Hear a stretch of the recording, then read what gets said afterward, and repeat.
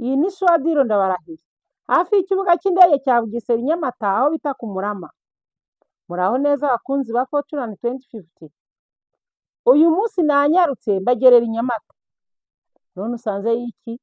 Bazaniye amahirwe adasanzwe i Nyamata, hahandi musigaye mwumva hari iterambere riri ku muvuduko udasanzwe nk'uw'icyogajuru. Iki kibanza giherereye hafi cyane y'aho bari kubaka ikibuga cy'indege cya Bugesera. Aha niho washakira ejo hazaza h'ubucuruzi, iterambere n'imiturire isobanutse. Iki kibanza mureba kirimo inzu igizwe n'ibyumba 3 salo na koridoro. Kiri ku buso bwa metero kare 584. Aka kazu ureba gafashe ikibanza, wakabikamo ibikoresho byawe igihe uri kucyubaka, cyangwa ukagakuraho ugashora imari yawe, nyuma ugakuramo agatubutse. Wowe nyaruka iyi diro ntigucike. Miliyoni 12 gusa.